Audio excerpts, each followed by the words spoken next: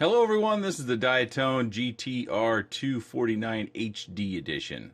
Comes with an F4 flight controller with an OSD. Mine has the Caddx Turtle V2, even so some of the pictures show a run cam split. 25 amp 4-in-1 ESC, 1105 5500 kV motors, run cam TX200 VTX, power and channel switchable with smart audio. It came with these props. In my flights you'll see the GemFan 2035 props. I used an FrSky RXSR receiver. Flight controller soft mounted, so are the rear posts. Comes with an XT30 free battery connection, prop guards, zip ties, an extra battery strap, rubberized pads for your battery, a male JST 3M double-sided sticky tape, and a beeper. Extra wiring harness for your ESC to flight controller connection, baggie of extra screws, assorted extra screws. I found 2 more screws, flight controller information, and stickers. Bottom plate is 3mm. It weighs just over 90.5 grams. Motor post to motor post, I'm getting 100mm. As we're sitting here on the ground, please note that it is almost dead calm, and that is going to be fairly important. A little bit later, I'll show you a flight in the wind, and the reason why I show you that is it does affect the PID tune quite a bit. And I do think I've got it fairly well tuned. It's a little soft, but sometimes we have to do that in order to get very stable HD footage in these little platforms. I also think that my eyes aren't great for detecting any sort of jello or wobbles in the video. You know, if you're looking for the video stability, you have to kind of ignore any of the pilot air or where I might fly into my own prop wash from time to time, because you couldn't tightly tune this. You do see where sometimes if I make a sharp turn or I do what I call a jump turn, which is a bad habit of mine, to where I let off the throttle as I go into the turn and then I hit the throttle again when I get kind of to the meat of the turn, that I'll get some prop wash there. I tried to avoid it because this machine isn't really made for fast flying and whizzing around. Although in this mixed flight, I will show you of some more aggressive style of flight. But for the most part, I think many of you would be looking at this for cruising and getting some footage. Also, if you look closely in the corners of the video, you'll see some lines, and I do think I've solved that.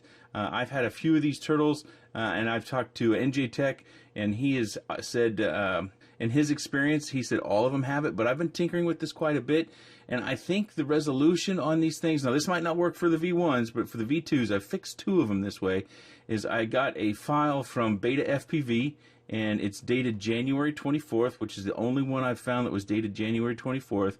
The firmware numbers that they have in these things don't make any sense at all. It doesn't necessarily indicate that it's been updated. It's kind of the date of the file that you see once you flashed it. So unfortunately, you can only see it till after you've got it on your camera. You do need to be careful if you flash your firmware just to make sure you go all the way through, but I'll talk about that in a bit more detail here when I'm finished. But sometimes you'll flash it and it has no impact. There was some prop wash right there as I went around that tree. That was bad piloting. You have to stay on the throttle a little bit harder than that. But if you flash it once and you go out and you see the lines again, you might go, oh, I didn't fix it. I have to go look for different firmware. What I have found is that if I flash it again and I go test it and I flash it again and I go test it, at some point in time, it might be the first flashing, it might be the second, it might be the third, it might be the fourth. But at some point in time, the firmware seems to do what it's supposed to do and the lines go away. And I'll show you some additional flight footage with this machine to that detail. Again, I hope I'm correct because I do think some of you are better at seeing this. I'm not necessarily a young guy with perfect eyes by any stretch, but I did think that it was somewhat predominant in this flight. You can see it from time to time. And I've got another flight where the sun isn't as low, but it does show you, gives you that bright sunlight. No ND filter on this at all. This is just a stock camera. So I would say if you've got a Caddx Turtle V2 and you're looking to solve that line in the corner issue, you might want to download the firmware I'll have linked in the description and give that a go. Also notice that these punch outs that I've done, they're pretty surprising for this machine. You know, at this weight, with this prop size, running 3S, 525 battery, that's pretty good. that was one aspect of the flight performance that I wasn't expecting to see, was to see the punch that it did have. Unfortunately, you can't tune it very tightly or you start to get vibrations or jello in your HD video. So when it comes to flying real aggressively, that becomes a little bit of a challenge, as you've seen in this video. From time to time, as I'm doing these 180 turns, I will get some prop wash. You do get a fairly long flight time, and I'll put that length on screen. Note here at the end, you can really, on the right-hand side, see those lines. So as we're sitting here on the ground for this flight, we have to ignore kind of the vibrations you're going to see and just focus on the lines. That's why I'm showing you this, is just to focus on the corners and the lines. You can see it's quite windy, and that wind does not play well with the PID tune. You can see the leaves moving on the ground. You can see the trees waving in the air. I'd have to estimate somewhere around 18 plus miles an hour on the wind. If you're wanting real stable footage, you probably won't want to fly this outside on windy days, but you can still fly it, of course. You don't get the good footage. So you have to ignore some of these little wobbles and vibrations, the jello. I'm using the same tune.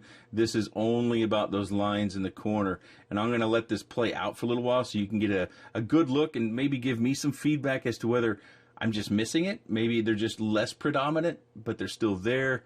Of course, you know, we've got a sun angle difference. I can't really compensate for that. I waited just about 10 days in order to get another flight where it was pretty clear skies, a pretty bright sun.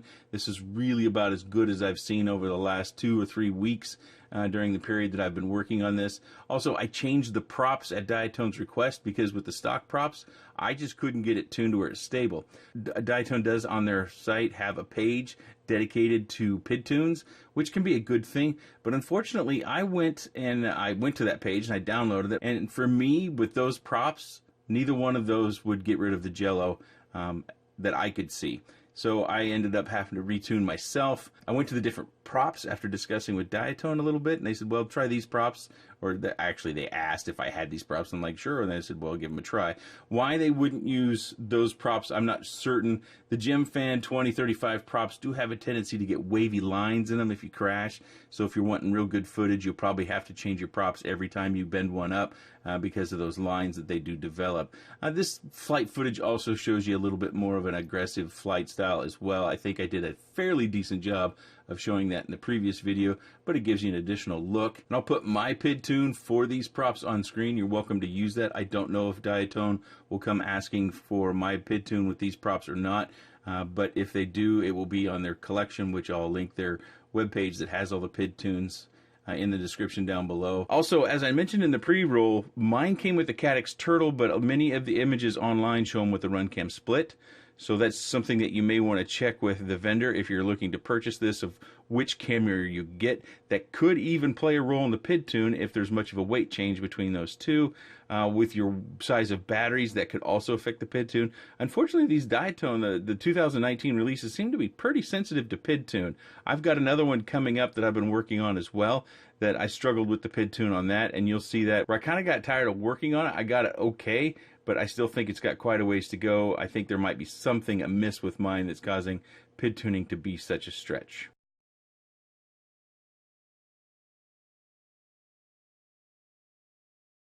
So some of the other things I played with when PID tuning was actually tightening and loosening my stack here to see if that had any differences. You can see with the soft mounting, hopefully you can make that out, is that we've got some movement, not a lot right now. And then as I've mentioned in the quick roll, the back is soft mounted as well. I did play with all those tensionings to make sure I was getting as good a footage as I can, but you tell me, when I was cruising and I was being fairly stable with the craft, was the footage actually stable? Did it not have jello or not? You tell me, because I do think, as I've mentioned before, that the internet is a better judge than I am. I'm one guy, and the internet's a big place with a lot of people with really good vision that's very sensitive to that sort of thing. Sometimes from time to time people ask about how do you start and stop recordings, and you do that with that little button right here. Hopefully you can see that with my big old fingernail. Here's the button. Also, you can set up the firmware on it to where it'll start to auto record. And as far as those lines go, if you're not comfortable flashing, you can drop to 720p and those lines also go away. So that's something else to consider, is that if it comes stock with a firmware that's not like mine, and that seems to be another variable, is we really don't know what firmware is going to come on a Caddx Turtle, even if you just buy the Caddx Turtle, that you may need to flash the firmware repeatedly in order to get rid of the lines, or if you're not comfortable with that, then you just drop it down to 720p. You can see the dongle right over here. This is where you connect that to, and you do get the controller board that comes with that, so you can manipulate the settings of the camera.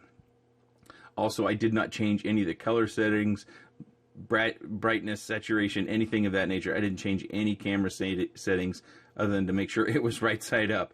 Other than that, no, all the camera settings are stock. I guess one other thing I did change was I did set it up to auto record. So when you plug in a battery, it starts recording automatically.